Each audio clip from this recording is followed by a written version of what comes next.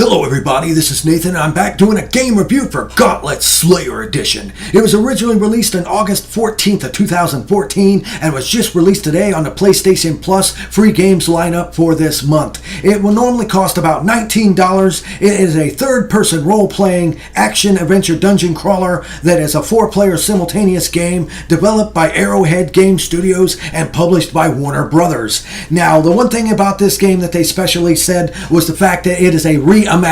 It is not a remake, it is a reimagining. So fortunately, they still have the classic characters. You can still play as the elf, the Valkyrie, the wizard, and of course, the warrior. Warrior needs food badly. And of course, you can also pay extra money out of your pocket, bullshit, for a DLC character, the Necromancer, which I do not see a point of. It comes with 3 different versions of the game. It has a campaign mode that has boss battles and is story driven, has a world map where you pick levels as you go through. Now, most of the levels are preset, but they do have some sort of random generation going on, I have noticed. The second one is endless mode, and it's pretty much self-explanatory. You will go through endless waves, endless waves, endless waves, and more endless waves. Now, the third one is Coliseum Mode, which was actually pretty cool because it sets up different challenges for you to do, and the mode is updated periodically by the game company, so it's pretty cool. Now, the thing about this game that I did like is the fact that whatever gold that you collect carries over through all the different game versions you play,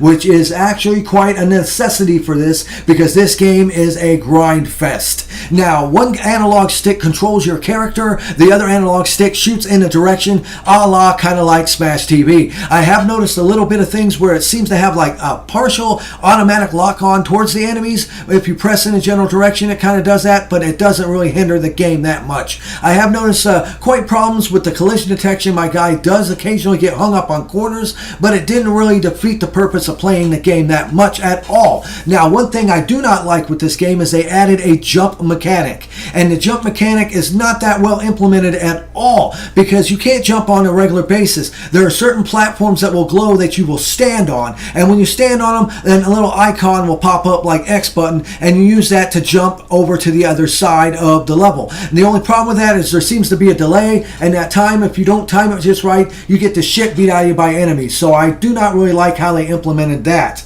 Now, the overall game length is roughly around 9 hours long, so it's a pretty decent long game, but I have noticed, it does have too much grinding because you can upgrade your character's weapons and abilities and look, but the cost of it involving the gold is just way too high. It costs way too much money to be able to upgrade your character, so that means that you have endless times of grinding. They even had it set up to where you can replay the same levels over and over again and grind them all the way, all the time, just so you can have enough gold to upgrade your character. I did find that the campaign mode was pretty fun to play, even in single player mode, and I also found that the Coliseum mode was kind of fun. I was not a big fan of the endless mode. Now, that does get boring rather fast, I've noticed. This is a fun pick up and play game. It really is. But due to the overall grind fest that this game is, it doesn't really offer that much besides the campaign mode in terms of the nice fun factor of having to fight different things. I do like the new enemies. The new enemies they created are pretty cool. They do add some nice little strategy to the game that you have to figure out how to get around certain guys and do certain things.